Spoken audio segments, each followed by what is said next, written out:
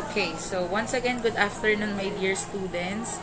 So today, I will be discussing the first lesson in business analytics, and we will be talking about the overview of big data and business analytics. In the discussion proper, at the end of this lesson, you, my students, should be able to discuss the basic concepts on business intelligence, big data, and business analytics. Second objective is to trace the evolution of business analytics, and third is to give examples of big data service providers.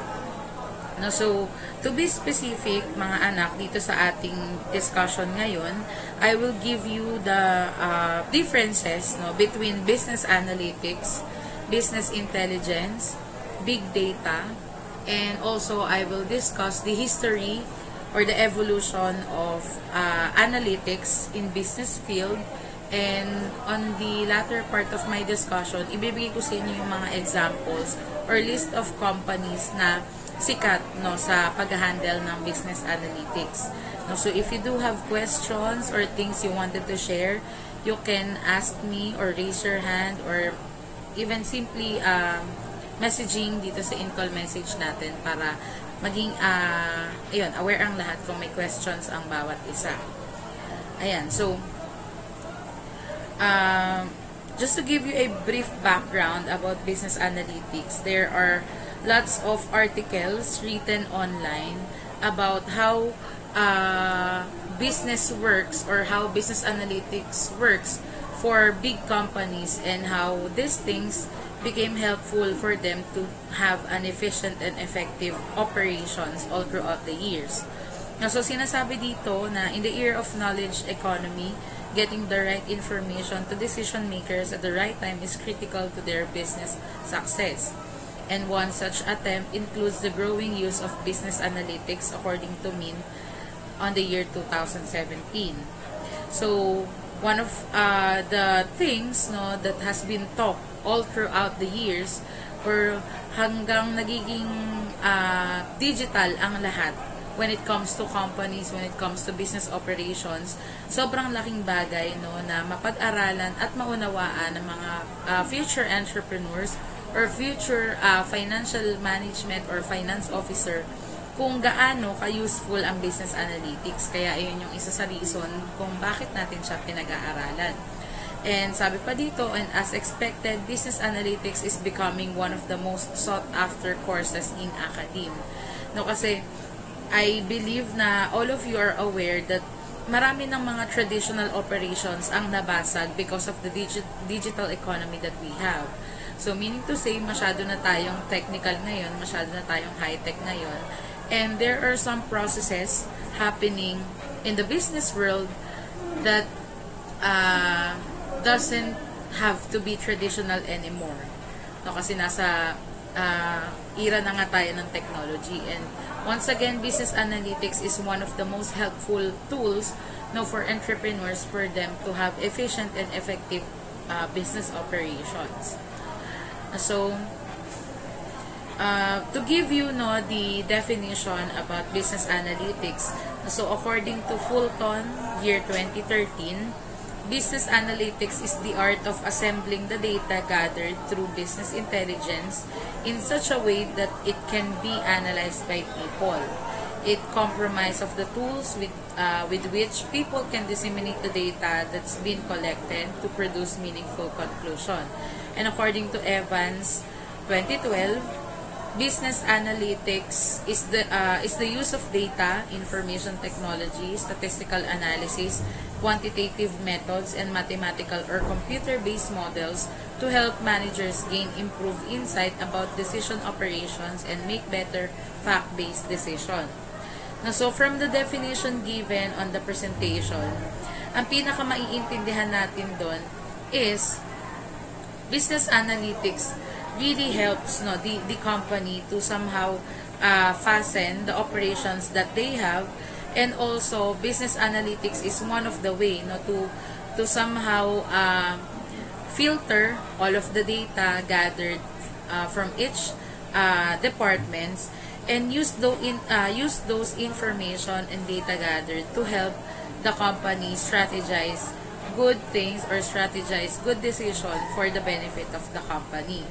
So, sinasabi pa dito na isa pang definition ng business analytics is, it is a study of data through statistical operation analysis, the formation of predictive models, application of optimization techniques, and the communication of these results to customers, business partners, and college executives.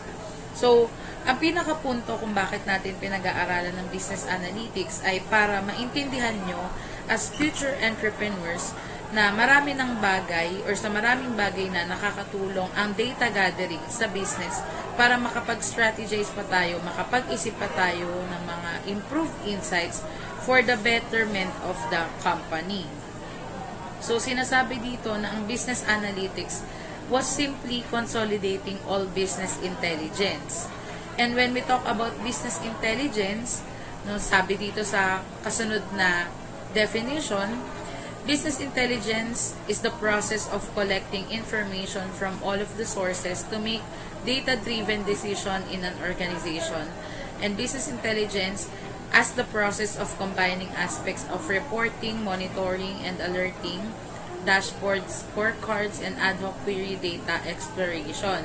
So, basically, kapag pinag-aaralan natin yung data analytics, bukod sa ginagather natin lahat ng data, at nagsa-strategize tayo or ginagamit natin yung mga data na yun para makapag-create tayo ng isang magandang strategy na mag-work para sa business, yung business intelligence yung naka-umbrella sa ilalim ng business analytics. Kasi, yung proseso ng pagkalap ng information through reports, through monitoring, through alerting, dashboards, etc. ay nasa idea ng business intelligence. And isa pang definition ng business intelligence is, we are collecting all of the data from small parts of the business. So technically, bago tayo makapag-strategize ng magagandang solutions gamit yung data na nag-gather natin, ang pinaka-importanting unang ginagawa doon sa mga nako-collect na data ay ipunin and i-consolidate from the small parts.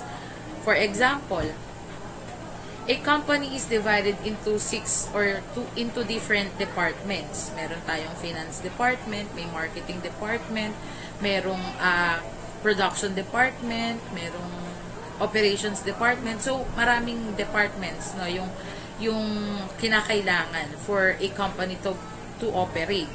And each department has its own functions. And each department also collected different kinds of data. No, kasi yung data ng finance department ay solely data about numbers or money. Yung marketing department, they collect data solely for promotion and strategy and advertising. No, so, iba-iba yung functions nila. And kung i-insert natin yung idea ng business intelligence, yun po yung pagsasummarize, no, ng lahat ng data na nakakalap natin mula sa isang departamento. No, kapag clustered na lahat ng information from finance department, business intelligence na yon. As long as they collected the information that could be helpful for the operation of the business, it is considered as business intelligence. Magiging business analytics lang siya kung lahat ng information na nakuha natin sa bawat departments ay pagsasama-samahin na natin through one system, tsaka tayo gagawa ng isang strategic management decision. Nagigets po ba, mga anak? Or nalilito? Baka nabigla kayo. Nagigets po? You can react hard or like. Yan. Thank you sa mga nag-confirm. So, ayun, ulitin ko lang. Business analytics is a wide range of collection of data. And business intelligence is the collection of data from small parts. Wala sa departamento, iipunin. Kapag naipon na lahat ng information sa bawat department, pag pinagsama-sama, iyon na po yung makakonsider natin na business analytics. And alam ko sa end nyo medyo magulo, sa end nyo medyo hindi nyo pa maintindihan, kasi in this course or in this subject, hindi naman natin siya makukuha lang into lecture, to be honest. No, kinakailangan nyong maintindihan how data works or how the information gathered from each department really helps the operations inside a company. Na in the first place, hindi naman natin talaga magagawa ng actual kasi wala naman tayo talaga sa industry or wala naman tayo sa corporate. Pero as much as possible, I will highlight everything you need to know about the systems used in big companies as well as paano napoproseso yung mga data na nakukuha per department at mag-turn yun into something helpful for them. So, iyon yung magiging context ng ating mga flow of discussions. Okay, so, meron akong in-embed dito na infographic or table para makita natin yung difference ng business intelligence sa business analytics. So, once again, mga anak, nakapailalim ang business intelligence sa business analytics kasi malawakang pagkalap ng information ang BA or ang business analytics. However, yung business intelligence naman ay pagkukolekta ng data from small parts. And sabi nga dito, nahati yung aspects or yung mga pinag-uusapan into different parts. Sa main focus ng business intelligence, it is descriptive. And sabi dito, looks at what happened and why. Kasi kapag nag-iipon tayo ng information per department, ibig sabihin iyon ay nangyari na. For example, nakita natin yung sales natin for the months January to June. So, kapag inipon natin yung mga data or yung mga information about the sales from January to June, iyon ay mako-consider na business intelligence and it will answer the question what happened and why. Bakit ba naging ganito yung sales natin nung March? Bakit ba tayo biglang bumaba? Ano bang nangyari? Bakit tayo bigla namang nag-high peak nung June? Anong reasons bakit tumaas yung sales natin nung June, July pero sobrang baba nung March? Nakikita natin iyon through the use of business intelligence kasi nga iniipon natin yung data from small parts kasi galing lang siya sa isang department. However, kung pag-uusapan naman natin yung business analytics, it is much more on the predictive and prescriptive side. It focuses on what will happen and what should be done. So, makita nyo, business intelligence is in the present times. Tinitignan kung ano yung nangyayari sa kasalukuyan. Yung business analytics, gagamitin natin yung information na nag-gather natin para makaisip tayo ng solusyon na anong gagawin natin sa susunod on the future context. No, sabi nga sa time orientation, business intelligence, primarily past and present yung tinitignan. Yung business analytics, primarily future-oriented. The data collected will be used on the future decision-making pag business analytics ang usapan. Kapag business intelligence, yung ngayon at yung nakaraan, yung tinitignan natin na data. And sa purpose, sabi dito, business intelligence purpose is to monitor the business performance and generate reports, which is true. No, kunwari, naging financial officer si Jaslea in the future. Siya yung accountant, bookkeeper. So, syempre, si Jaslea, siya ang nag-aayos ng mga financial statements.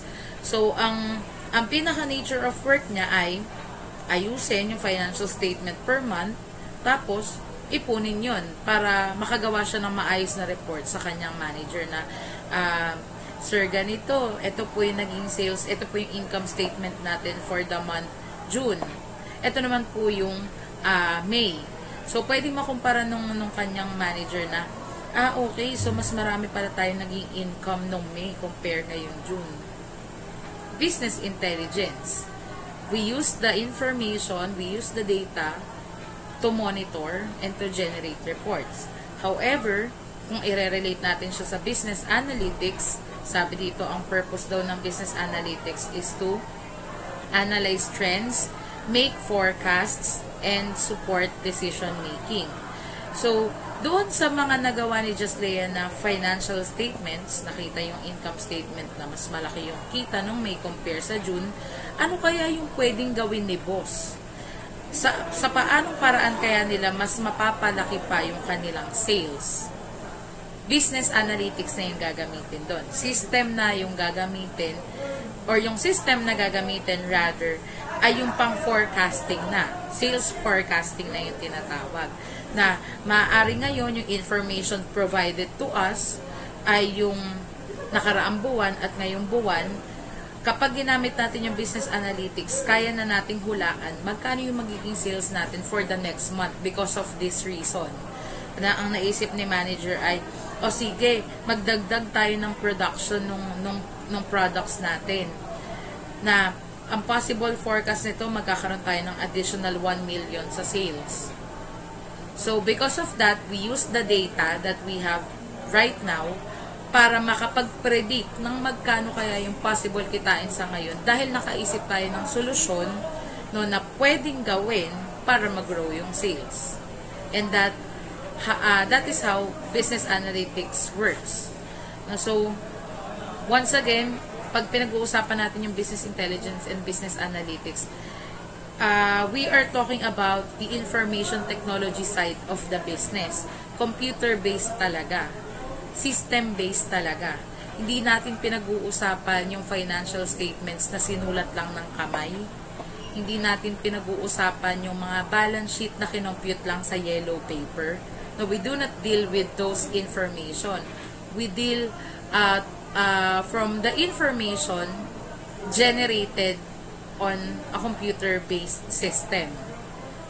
And later on, mas maiintindihan nyo, ano nga ba yung mga system na ginagamit talaga sa business? And how does those application or those website works? Pero, sa ngayon, ang dapat nyo maintindihan, ano yung diferensya ng dalawa? Pag sinabi ba nating business intelligence, computer-based na ba siya? Pag sinabi ba natin business analytics, ay hindi, dapat high-tech yung laptop. Ganun na ba agad? Syempre hindi. Pero, these are all computer-based system or generated by computer na lahat ng system operations, once na pinag-usapan natin yung BI and BA, computerized na talaga siya. So, sana yun yung pinakamaging hugot nyo no, dito sa introduction natin. Another aspect is the key activities. No, yung business intelligence, it can be used sa reporting, it can be used sa dashboards, scorecards, data visualization. No, so, kapag naging parte kayo ng kahit anong kumpanya in the near future, kapag kayo ay naging empleyado, lalong higit kapag nasa corpo kayo, it is very much important no, for the top level management to understand the whole situation happening in each department. So, paano maiintindihan ng boss mo kung bibigyan mo lang siya ng numbers? Paano maiintindihan ng boss mo kung bibigyan mo lang siya ng description? Pero kung sakali no, na ang ipakita mo sa boss mo ay mga graphs, ang pakita mo sa boss mo ay reports through the use of bar graphs, pie graphs, yung trends na naka visual form, it's easy for them to understand. And yung business intelligence, yun yung pinaka-purpose niya in the beginning, na kapag meron tayong mga present information or past information, tapos kailangan natin siyang gawa ng visualization, ibig sabihin, i-infographic natin, gagawa natin ng pie chart, ng bar graph, business intelligence na mako-consider yun. Kasi yung contents naman na ilalagay natin dun ay yung mga information na nag-gather natin sa department kung saan tayo belong. On the other hand, kapag pinag-uusapan naman natin yung business analytics, this is much more on the predicting side. Gumagamit tayo ng statistical analysis, gumagamit tayo ng data mining, predictive modeling, and optimization. So, ibig sabihin nun, yung mga visuals, no, like for example, nakagawa kayo ng, ilagay na lang natin sa konteksto ng research, no, para mas magets nyo. Diba sa research, kapag gumagawa tayo, kapag nakakalap na tayo ng information from respondents, ang ginagamit natin ay pie graph. 50% of the respondents answered yes. Diba parang andaling maintindihan ng mga panelists na ito yung percentage ng nag-yes. Ito yung percentage ng nag-no through visualization kasi nakita nila sa pie graph. Pero yung statistics, di ba may stats yung yung data gathering. Gumagamit tayo ng kung ano-anong mga linear, ng R, ng kung ano-anong mga apps just to get the statistical number or statistical data that we need for the research. Na kunwari, meron tayong 1,000 respondents or 1,000 na audience sa school. Ilan kaya yung dapat naming interviewin? No, so, hindi naman agad natin malalaman kung hindi natin kukumputin through statistical tools. And yung statistical tools na yun, yun yung nakakatulong sa atin to predict kung ilan ba talaga yung kukunin nating respondents. No, based dun sa computation ng R, for example, yung statistical tool na R, base dun sa computation nun, sinasabi na from 1,000 audience na meron sa school, mag-i-interview ka ng 120 students. So, na-predict ng statistical tool na 120 students yung kailangan mo para makuha mo yung sagot na kailangan mo sa research. So, parang ganun din yung use ng business analytics. You are predicting something through the use of statistical tools. Yet, yung business intelligence, kagaya nung nabanggit ko kanina, visualize lang natin yung na-gather natin na information.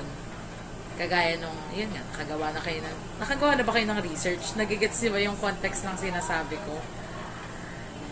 Everyone? Sana nagigets nyo kung saan ako papunta. Pero, ayun, ginagawan ko lang ng mga situational examples para mas madali nyo nagigets. So, di ba kapag kumukuha tayo ng number of respondents sa research, we do not know how many. Gagamit lang tayo ng statistical tool. Di ba nagkakalkyo kayo? Magamit kayo ng statistics to get the number of the respondents. Hindi naman natin yun, may formula, yes. Pero sila ang nagpe-predict kung ilan yung kailangan nating kuning audience or respondents. However, kapag nakalap na natin yung information from the respondents, ginagawan din natin ng visualization. Para mas madaling nagigets ng panelists, mas madali yung nagigets as researcher, ginagawa natin ng bar graph, pie graph. Yun yung business intelligence. Doon natin mako-compare. Business analytics, yung paggamit ng stats. So, sana nagigets niyo si ma'am. Ayan, so, sa tools and techniques, ang ginagamit sa business intelligence ay BI dashboards, including Microsoft Power BI, Tableau, OLAP, data warehousing. So, as of the moment, I have an account sa Microsoft Power BI. I can show you on the succeeding lessons kung ano yung itsura, paano ginagamit. Magpapapanood rin ako sa inyo ng mga videos para makita nyo na ganito pala yung purpose. Kasi makikita nyo talaga dun yung dashboard na, okay, ito na pala yung sales natin for the past months. Kasi nakikita yung pag-rise ng mga graphs. O kaya naman may mga reports na nakalagay. Kasi, kumbaga, ang Microsoft Power BI, diba commonly sa companies, gumagamit sila ng Excel kapag nag-e-encode sila ng mga numerical data. Nagko-compute tayo sa Excel. Tapos, imagine niyo na lang na big company yung pinagtatrabahuhan nyo. Maraming Excel yung nakabukas. So, kapag maraming Excel yung nakabukas, si Microsoft Power BI ang magsa-summarize ng lahat ng content ng Excel na yun para magawa ng isang visualization. Nag-embed ka kunwari ng 14 Excels na lahat yun ay sales for the 14 days ng operations. Diba, malaki yun, madaming yun. Kung hindi mo isi-system generated yun, matatagalan ka sa pag-a-add. So, ang gagawin ni Microsoft Power BI, yung 14 Excels na yun, pagsasama-samahin nyo yan, tapos gagawa niya ng isang graph. Ganon kasimple. No, yun ay example ng business intelligence. On the tools and techniques of business analytics, we use predictive modeling, regression analysis, machine learning, and simulation. So, this is much more on the future side. Kasi pag nagpe-predictive modeling tayo, bukod sa nakikita na natin yung information right now, mag-e-embed na tayo ng mga suggestions and recommendations. Prediction. We can never tell if that's gonna happen or not. So, nakita natin na, okay, so yung sales pala natin for the past 14 days ay tumataas ng 10,000 daily. Ano kaya yung pwede pa nating gawin?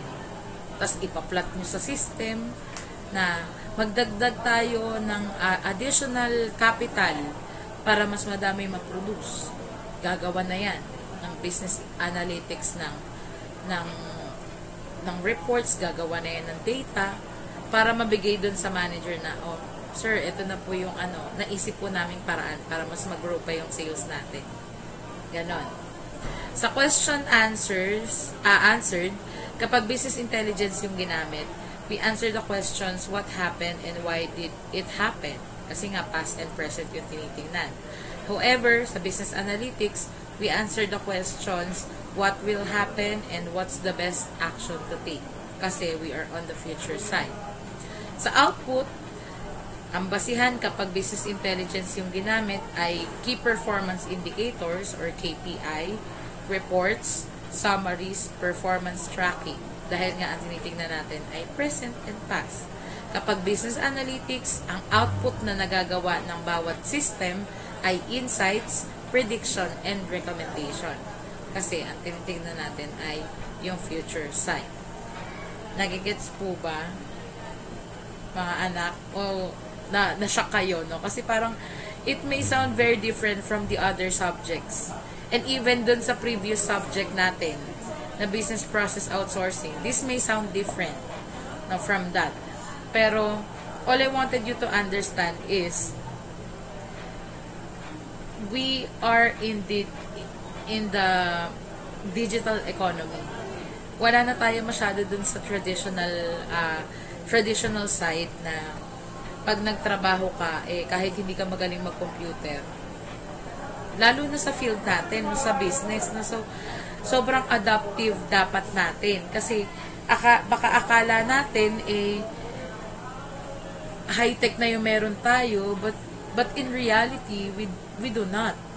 Mabagal pa yung system na meron tayo sa Pilipinas. And as much as possible, we wanted to follow the things that the big companies or big international companies does. Mas sila yung may alam, mas sila yung high-tech. And tayo dito sa Pilipinas, we want to adopt those operations, those things that they do in order for them to be effective and efficient. No, kasi yun nga, baka akala natin masyado ng high-tech ngayon na dito sa Pilipinas. But in reality, we aren't. Hindi pa tayo ganun ka-high-tech. Marami pa tayong mga bagay na dapat maintindihan. And on the context of business, most especially sa corporate world, tayo ay napapaikot no, ng mga international businesses. Iilan lang sa atin yung mga local businesses na malalaki yung operations. Kaya it is much better for all of us to understand that business analytics is helpful as well as business intelligence and how does those things work. Yun yung pinaka-context kung bakit natin ito pinag-uusapan. Now, on the next slide, no, we will be talking about, ayan, ginawan ko lang din ng visuals na para makuha nyo na when we talk about business intelligence, we are dealing with the past and present, and we answer the question, what happened and why. Kapag ka naman business analytics, it is future-oriented and predictive and prescriptive, and it answered the questions, what will happen and what to do. Ginawan ko lang din ng visuals para mas magets nyo. Ayan. So, ngayon, kung naiintindihan nyo na yung difference nung dalawa, nung business analytics and business intelligence, meron pa tayong tinatawag na big data. So, sabi dito, SAS defines big data as a term that describes the large volume of structured and unstructured data which can be analyzed for insights needed for better decision and strategic business. Business analytics is said to focus on financial and operational analytics of the business, while big data involve machine automation to analyze data. So, para lang makumpara natin, no, or ma-differentiate natin yung dalawa, pag pinag-uusapan natin yung business analytics, it is much more functional on the end of financial and operational purpose of the data that we collect. No, kasi madami nga tayong kinokolektang data, no, na ginagamit. And yung business analytics, ang mas focus niya ay makatulong sa financial status ng isang kumpanya as well as sa operations. And kapag pinag-uusapan naman natin yung big data, it is focused more on analyzing the data through the use of machine automation.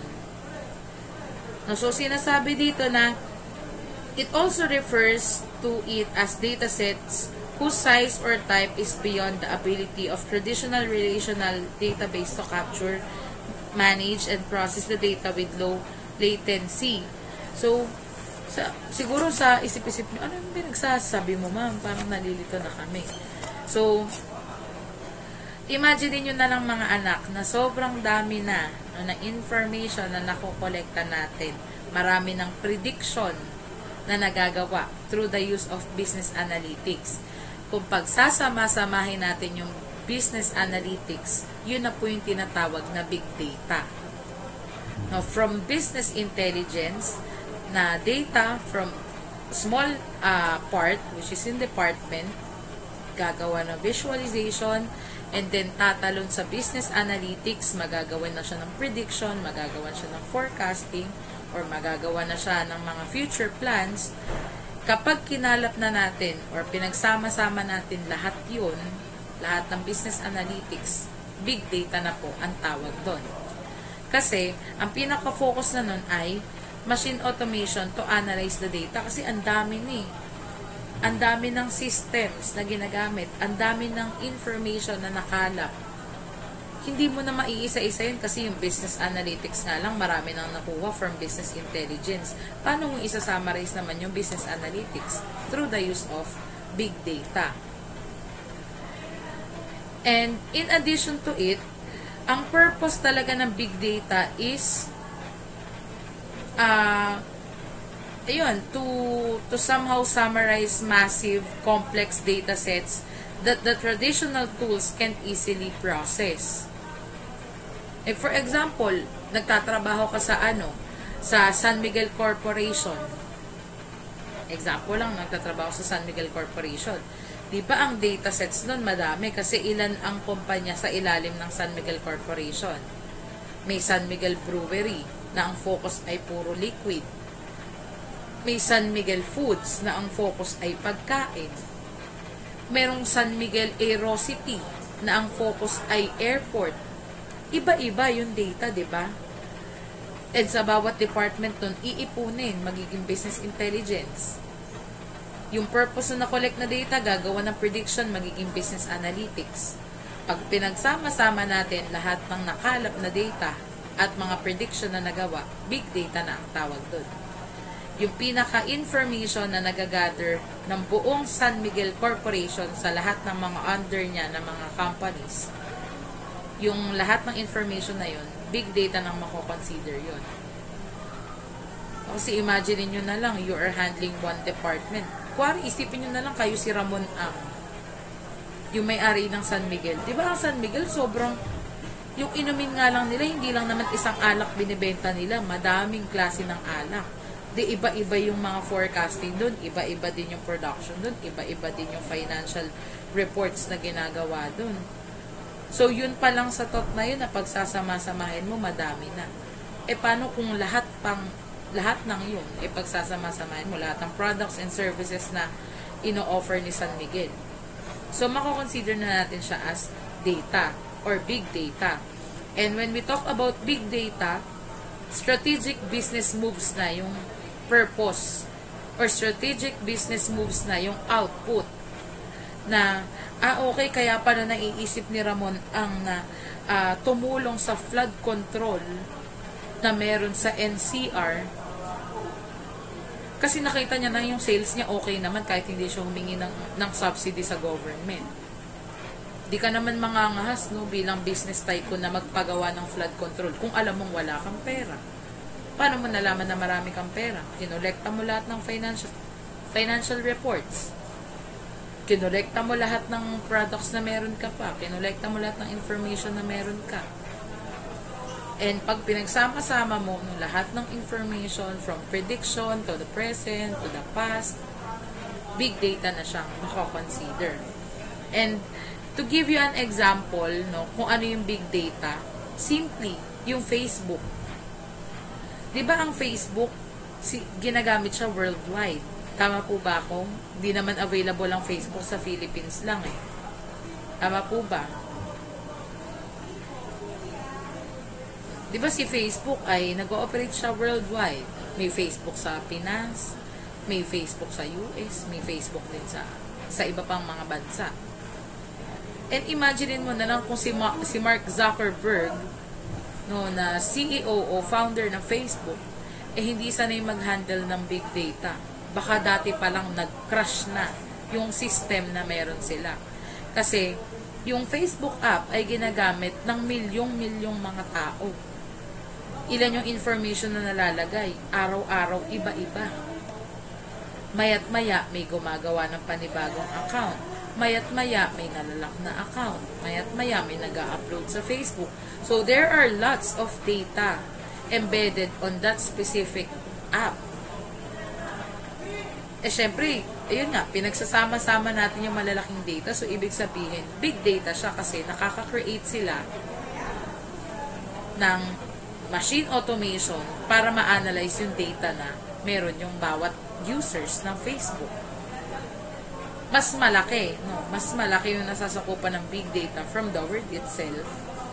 Pero kung ihahalili natin sa business analytics and sa business intelligence, walang-wala. Kasi business intelligence, reports, monitoring sheet, madali pa kahit papano. Business analytics, i-embed mo lang yung recommendation mo dun sa mga nakitang reports. Pero pag big data, pag sama-samahin mo yung lahat, ipunin mo sa isang system, mahirap na siyang i-handle. And once again, this thing works for big companies, most especially sa big companies. Kasi sila, konting bagay, konting oras, kailangan nakakapag-strategize sila ng mga business tactics. Dapat nakakaisip sila ng mga bagong pakulo kasi araw-araw maraming nagbabago. Araw-araw maraming information yung nakakalap nila. Maraming data yung iniipon nila. And sa bawat araw na yun, dapat matatalino yung mga tao to handle the system that they have. And all of those operations na ginagawa nila, nagiging helpful ang technology because of these things, because of business intelligence, because of business analytics, and because of the big data. Nakakukuha po, mga anak, nagigets pa, kaya pa. So, once again, pwede nyo tong balikan, ni-record ko tong klase. Kung may parts na nalilito kayo sa mga sinasabi ko, pwede nyo naman itong panoorin kapag na-upload ko na. Ayan. So, to better understand the big data, may 4 na aspects yung big data. So, meron tayong tinatawag na volume, veracity, variety, and velocity. Sa volume, sabi dito, how huge the data sets are. Sa veracity, means that there is a lot of uncertainty, meaning there is all of this different data coming together, but the problem is we do not know what to do with them. Variety includes how many pieces of data we gather together from social media data, government data, financial data, banking data, all sorts of transactions, all combined together to make one or more profiles for customers. And velocity is the speed of data. So, technically, itong 4 aspects of big data na to, ito yung isa sa mga bagay na dapat kino-consider ng mga business analyst or ng mga founder na naghahawak ng systems. Unang-una sa lahat, i-relate natin sa Facebook, mga anak. I-relate natin sa Facebook. Since ang Facebook ay business. No, so, kagaya na nabanggit ko kanina, millions of people are using the same app at the same time. Tama po ba? Baka at the moment may nagpe-Facebook ngayon. Hindi ko alam, baka hindi lang isa sa inyo. Baka lahat kayo ay nagsi-cellphone at nagpe-Facebook ngayon. So, there is a lot of changes happening on the system of Facebook. And when we talk about the huge data sets na naka-embed, ang tawag po dun ay volume. For example, Si Rensley ay may mga uploaded na hidden album sa Facebook na naka-customize na only me, pero 80 albums. Si Francine naman, meron siyang naka-only me na customized na albums, tas 10 lang. No, diba? So, iba-iba. Iba-iba yung datasets na meron kada customer or kada user. Ang tawag po doon sa dami ng mga datasets na yon ay volume. Pag pinag-uusapan naman natin yung variety, yung content ng data na nakikita natin ay iba-iba. Tama po ba? Yung algorithm nung kay Deo ay iba sa algorithm nung kay Joshua. Yung algorithm ng Facebook ko ay iba sa algorithm nung kay Jasleia. Iba-iba yung content nung ating nakikita sa social media. Dahil may variety tayo na tinatawag. Yung mga data na commonly sinesearch natin, yung mga data na commonly nilalike natin sa social media, nalalaman through algorithm na ganun pala yung tinitingnan natin. Kaya ang binibigay ni Facebook sa atin ay ganun pa rin yung nakikita natin. Nakaka-relate ba kayo sa algorithm na sinasabi ko? Kunwari, malungkot ka na, nag-search ka lang ng sad post, buong araw, puro sad posting na yung makikita mo. Diba may mga ganong instances na parang broken-hearted ka, nanood ka lang ng isang babaeng umiiyak, yung kasunod na ng mga makikita mong videos, puro umiiyak na din. Kasi nababasa agad nila, doon sa system nila, na ganun pala yung sakit. Na ganun pala yung ating pinapanood, ganun yung ating sinesearch. No, ganun katalino yung system na fi-filter right away for us kung ano yung mga information na gusto nating makita. At sila naman as the provider of the system, binibigay nila sa atin kung ano yung demands natin as consumers. No, pero ayun, nung ganun ka basic, masaya ka, gusto mo puro ka balastugan, puro ka kamantaduhan na posting makita mo sa Facebook, mag-like ka ng isa, araw-araw, puro ganun na yung content na makikita mo. Pasubukan mo isang araw, broken-hearted ka, search ka ng malungkot, puro malulungkot na yung lalabas. Tawag naman dun ay variety. Yung volume, yung nakikita natin, gano'ng kadami yung data, yung variety, yung pagkaka-filter doon sa data para sa ating mga customers. Yung velocity, technically, gano'ng kabilis. Ang bilis sa Facebook, one swipe lang, nag-update na yung content. Pero, syempre, ibang case kapag kayo ay walang internet. Kasi nagkakos din naman ang kabagalan ng internet. Pero hindi naman nangyari na yung nakitang post ni Francine ay yung post pa nung 1982. Tapos yung posting nung 2025, di niya pa nakikita. May ganong cases ba? Syempre wala. Ang nakikita na natin yung recents. Kasi, the speed of the data, who is also called or tinatawag din na velocity, ay mabilis naman na provide sa atin. No, tayo mga consumers. And once again, apakadami ng mga datas na naka-embed sa Facebook. Sa totoo lang, kung ako si Mark Zuckerberg, mapapaisip ako, anong silbi ng mga data na to na kinakalap natin? Anong silbi ng birthday? Anong silbi ng supplementary email? Anong silbi ng workplace, ng kung saan ka pinanganak? Di ba may maganon sa Facebook, yung about? Ayan, yung mga personal information. Thank you, anak. Anong silbi ng mga personal information? Ba't pa natin to hinihingi? O, doon na papasok yung veracity. Kasi sabi dito, meron daw o marami daw na mga datas na uncertain na pag pinagsama-sama mo, nagiging problema at hindi mo naman talaga alam kung para saan at ano ang gagawin mo dun sa data. But at the end of the day, even if they think na walang purpose yung mga information na nilalagay ng mga users, meron pa ring silbi. O kung sakali man hindi sila humingi ng additional email, supporting email, kapag nalock yung account natin, saan magsisend ng code? Kung sakali man na hindi nila hinihingi, pwede mo namang hindi ilagay eh, 'di ba? Yung birthday, yung workplace, where do you live, yung mga ganyan. Kung sakali man hindi ka maglalagay, okay. Ibig sabihin, wala naman. Pero ang purpose ng Facebook ay ano ba? To connect. 'Di ba? To connect to other people. So, para mas malaman ng tao na mag-a-add sa'yo kung sino ka, aminin na natin sa hindi. Usually, i-stock naman talaga natin yan. Doon nga natin nalalaman kung poser ang isang Facebook account eh. 'Di ba? Kapag walang content, pag wala masyadong laman yung Facebook, doon natin malalaman, ay dami account to. Dump account to. O kaya naman poser siguro to. Kaya tayo nakakapag-assume ng mga ganong bagay because we do not see any information. Kasi kung bilang tao at personal account mo yun, kahit papaano, kung introverted ka, may ilalagay ka pa rin information doon. Kahit mag-lock ka pa ng Facebook, may mag-a-add at mag-a-add pa rin sa'yo as long as alam nila na ikaw yun. Kasi may mga information kang pinrovide. May profile picture kang nilagay. Baka nakabikini ka pa. So, yun yung differences ng 4 aspects of data. The volume, veracity, variety, and velocity. Nagigets po? Yun, ilagay natin sa situational example para mas naiintindihan nyo.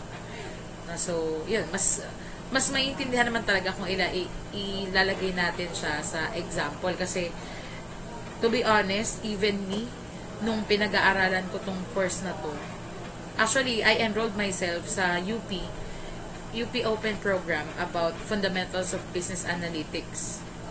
Hirap din talaga kasi sa totoo lang, nung college ako na dito rin ako nag-aral, parang it doesn't sound the same. Kung paano ko inaral 3 years ago, hindi na ganun kung ano yung pinag-aralan ko sa UP. Pero, I just realized na marami kasing changes talaga na nangyayari sa technology. Masyado na kasi tayong technical ngayon. Masyado na tayong digitalized. So, kung ano siguro yung technology na meron kami nung taon na 2020, 2021, is very different from this year. Obviously, magkaiba naman na talaga. Pero, ayun, the learnings that you might get, after finishing this program is very beneficial for you kapag kayo ay naging parte kahit mismo ng BPO company. Ma-relate ko lang dun sa isa nating subject. Non-voice based, data entry, social media marketing, handle kayo, lahat yun pasok dito sa business analytics. Alright, so yan. So, ngayon, pag-uusapan na natin yung evolution of business analytics. So, this will be quick, dahil bibigyan ko lang kayo ng somehow summary, kung paano nag-evolve yung business analytics. And this can be divided into 4 evolutions. May tinatawag tayong descriptive analytics, which answers the question, what happened? Diagnostic analytics, which answer the questions, why did it happen? Predictive analytics, which answer the questions, what will happen? And the prescriptive analytics to answer the question, what should we do about? So, yun, bibigyan ko lang kayo ng idea kung paano nagbago yung business analytics all throughout the years. Kasi may taon itong mga evolutions na to. So, sa prescriptive analytics or past focus na evolution ng business analytics, nagamit ito nung era ng early 1990s to early 2000. So, probably, ginamit ito ng mga business owners for 100 years, yung ganitong ways. And ang purpose nitong descriptive analytics is to summarize the past data to understand what happened. And the methods and tools that they use is reporting systems, spreadsheet, and basic dashboard and scorecards. Example, a sales report showing last quarter revenue by region. So, itong descriptive analytics, even up to these days, some of the small medium enterprises use this. For example, nakakita kayo ng co-op. Pasok kayo sa isang co-op. Tapos nakita nyo sa co-op na meron silang nakalista sa isang blackboard na magkano yung mga utang ng bawat members. Nakalagay. Si Ma'am Shania, member, utang 10,000. Si Deo may utang 20,000. Si Rensley may utang 15,000. Ilalagay lang nila sa blackboard. Descriptive analytics yon, past focus. Yes, may utang si Ma'am Shania, pero at the moment, nagbabayad na siya. Pero nakalagay dun sa blackboard or dun sa whiteboard na may utang siya na 20,000. Sa reporting system, kuwari, mga nagtitinda na fishball. Diba, hindi naman sila literally nagsusulat ng may bumili ng fishball, 2. May bumiling kwek-kwek, 20 pesos. Wala mang ganun, diba? Pero they know, sa isip nila na, okay, ang puhunan ko ngayon ay 400 pesos. So, probably, ang benta ko ay 1,000 pesos. Tutubo akong 600. Ililista lang nila sa kaprasong papel. Basic dashboard and scorecards. Yun yung examples nun. Spreadsheets, alam nyo na yan. Siguro ngayon, masyadong technical kapag Excel, pero dati, literal, na libro, journal, ang gamit. Alam niyo yung columnar pad? Nabutan niyo pa ba yun? Nakagamit pa ba kayo nun? Columnar pads, yung kulay yellow na maraming guhit, maraming squares. Reporting system, ganon. Ganon mag-audit dati. Ganon sila mag-summarize ng past data. Literal na sinusulat lahat ng mga amounts, lahat ng ano. Tsaka itinototal sa ilalim. Example ng descriptive analytics. Next is diagnostic analytics. Sabi dito, past with deeper insights. Nagamit itong business analytics na to noong mid-2000. Sabi, ang purpose, investigate why something happened by finding relationships and patterns in historical data. Methods and tools used ay data mining, correlation analysis, drill down, BI dashboards. Example, discovering that sales dropped due to lower marketing spend in a certain region. Sa diagnostic analytics naman, pinagbabangga natin yung mga nangyari sa dati at sa ngayon, tas iisipin natin kung saang paraan nakaapekto yung mga operations na ginawa natin in between that month or in between that time, kaya may nabago. Kagaya ng example, nakita ni Mikael na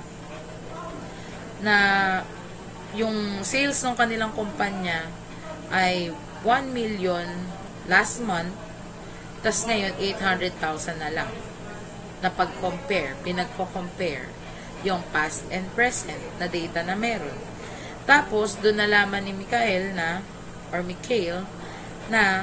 kaya pala bumaba yung sales nila dahil merong bashing na naganap sa Facebook. So, ano yung thing na gagawin nila para ma-regain nila yung nawalang 200,000? As simple as that. Comparing doon sa prescriptive, yung kanina, or descriptive, basics lang. Reporting system, spreadsheet. Etong sa diagnostic analytics, correlation, pinagbabangga natin. Ano yung meron sa dati, ano yung meron sa ngayon, ano yung nangyari, ba't yun nangyari. Through the use of the data collected. Yun, ginamit daw yun nung mid-2000 na. So, medyo edad-edad na natin to, mga 2010, na gumagamit na sila ng mga ganitong klaseng business analytics. Third is predictive analytics. Era is 2010.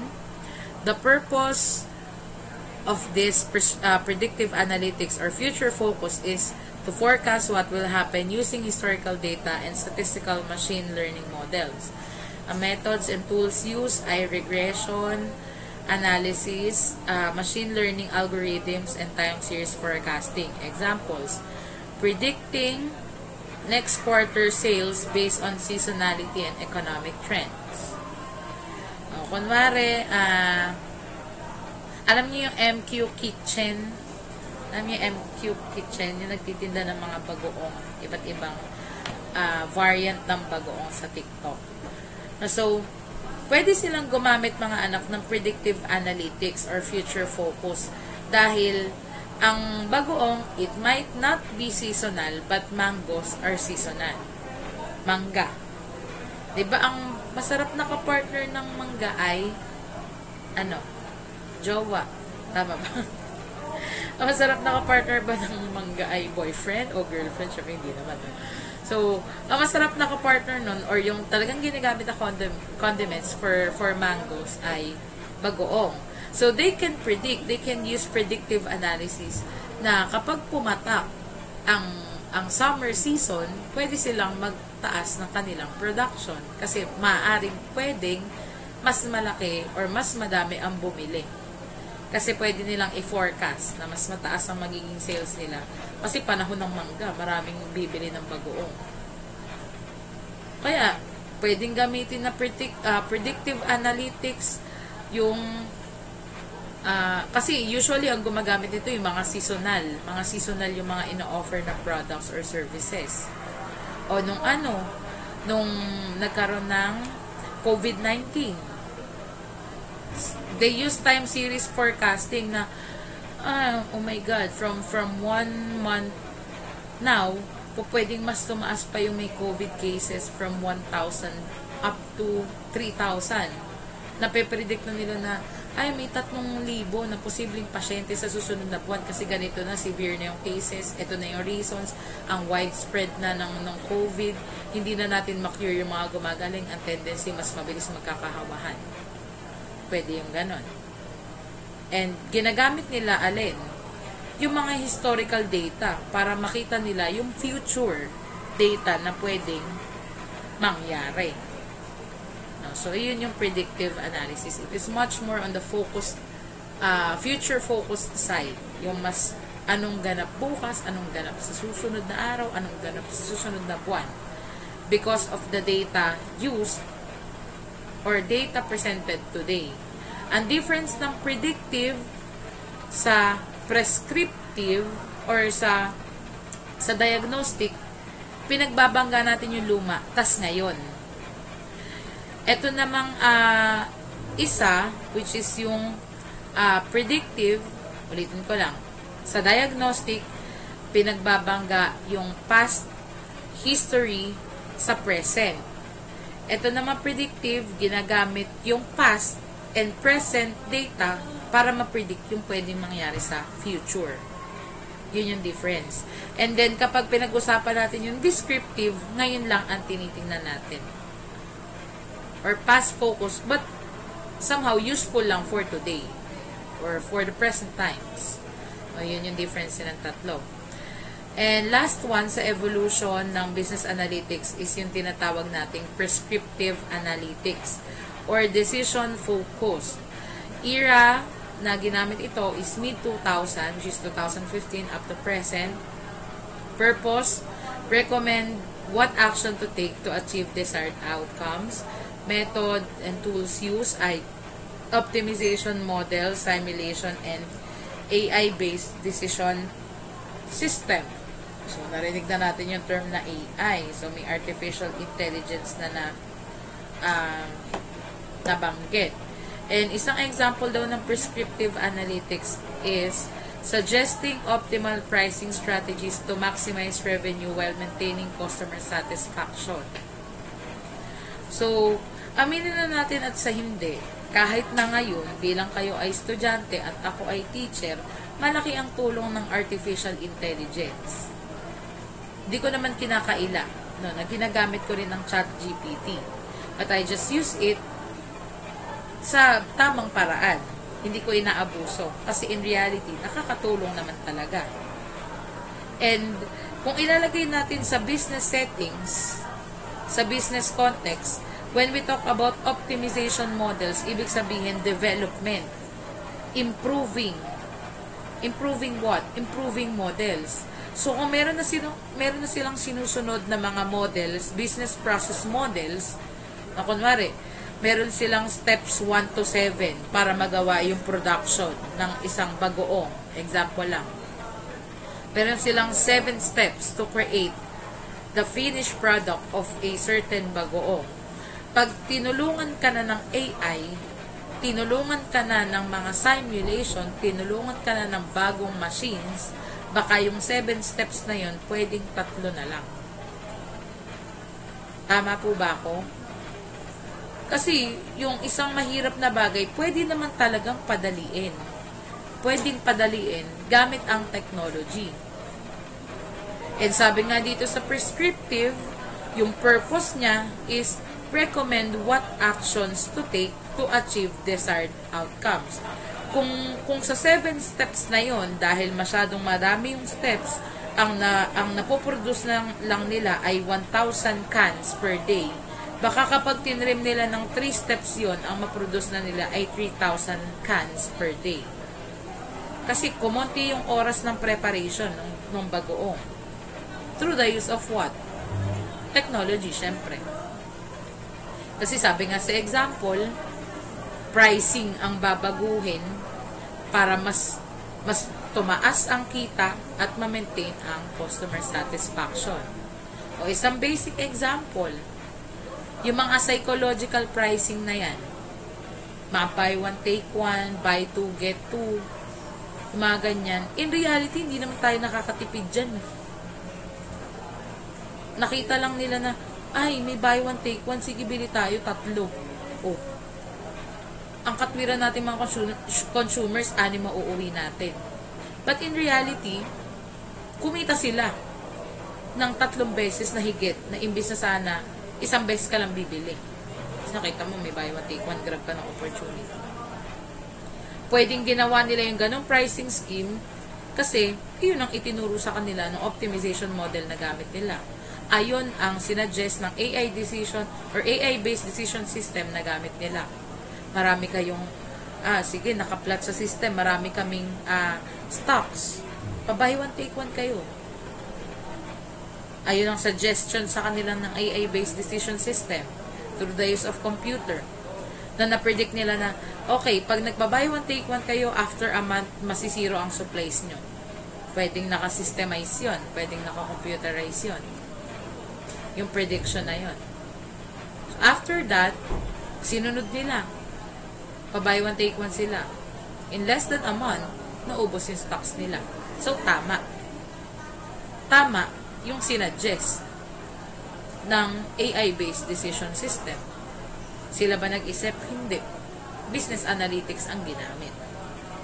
So, ganong paraan po nakakatulong ang business analytics sa industry.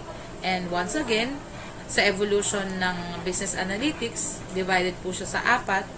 Meron tayong tinatawag na descriptive analytics, meron tayong tinatawag na diagnostic analytics, predictive analytics, and prescriptive analytics. Meron po bang questions so far? Questions, clarification, violent reaction? None?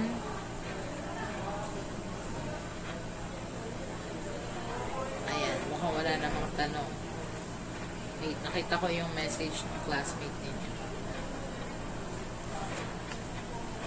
Ayan, so, medyo patapos na tayo mga anak dahil itong dulong parte ng aking discussion ay mas kayo ang dapat mag-dig deep.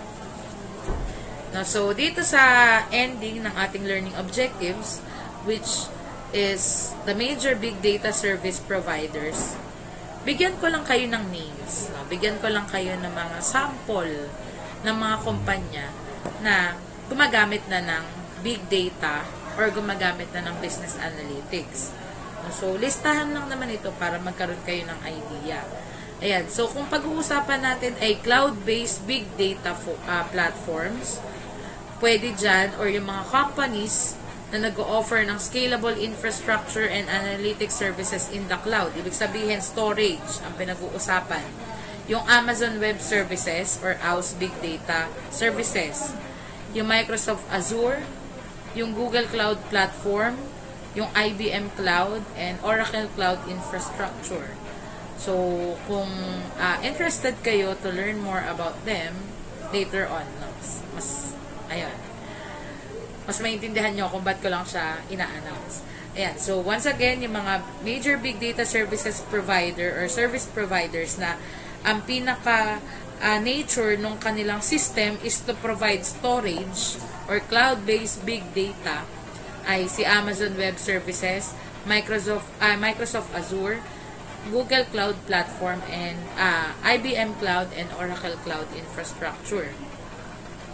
Kung ang context naman ng big data ay tungkol sa open source and enterprise Hadoop or Spark distributors, ang mga companies na nag-o-offer ng ganitong klase ay yung Cloudera, Hortonworks, MapR Technologies, Databricks, and Snowflakes.